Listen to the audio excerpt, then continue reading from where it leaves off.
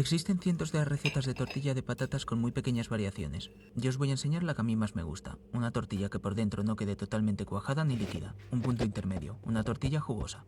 Suele haber mucho debate sobre si tiene que llevar cebolla o no. Tontería, si te gusta se la pones y si no, no. Si decides hacer esta receta te animo a probarla con cebolla. La cortaremos en trozos muy pequeños para que no se note su textura.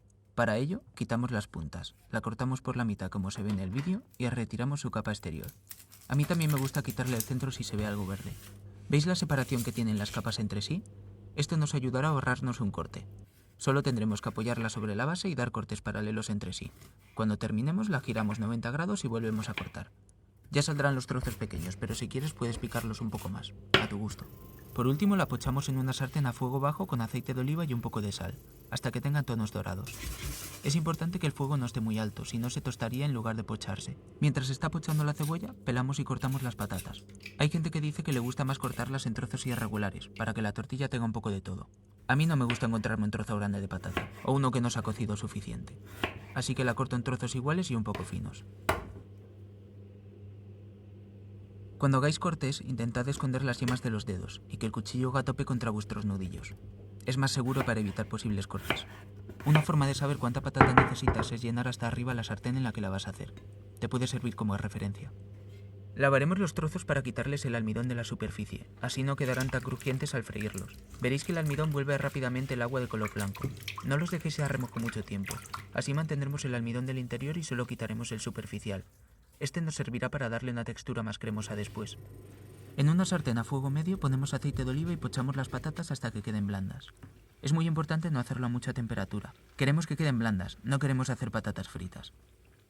Cuando se parten fácilmente me gusta subir un minuto la temperatura al máximo para dorarlas un poco, pero muy poco. En cuanto alguna se vea con una parte tostada, paro el fuego, escurro el aceite y las retiro. Por otra parte, mientras se fríen las patatas, en un bol pongo un huevo por cada patata mediana que he cortado. Si tienes dudas, pon huevos de menos, y ya añadirás uno o dos si ves que te faltan cuando los mezcles con las patatas. La medida de sal que utilizo es una pizca generosa por cada huevo. Al batirlos, primero rompo las yemas, y después doy vueltas en círculo con una cuchara de madera. No los bato con un tenedor para no incorporar aire a la mezcla. Y si estás haciendo la receta con cebolla, añadiremos la cebolla que hemos pochado previamente. También rompo alguna de las patatas. De esta forma, el almidón del interior se mezclará con el huevo y hará que la tortilla quede más jugosa. Cuando ya estén todos los ingredientes mezclados, la dejamos reposar 5 minutos. Así, con el calor de la patata se empieza a cuajar ligeramente el huevo. ¿Veis qué textura tan cremosa tiene ahora? En una sartén antiadherente a fuego medio alto ponemos un poco de aceite de oliva y vertemos toda la mezcla. Y la dejamos un minuto sin tocarla.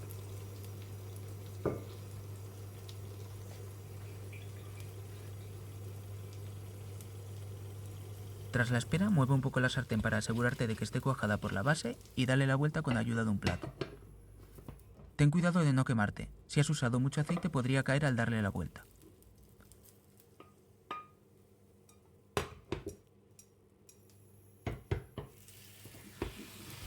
La volvemos a poner otro minuto en la sartén y damos unos movimientos circulares para que los bordes queden más bonitos, aunque también se puede hacer con una espátula.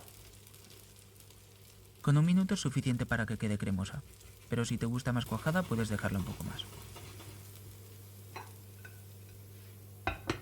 Si te ha gustado el vídeo, te invito a que te suscribas. Grabar y editar lleva mucho más tiempo del que parece, y así me animas a seguir subiendo vídeos. Hasta otra.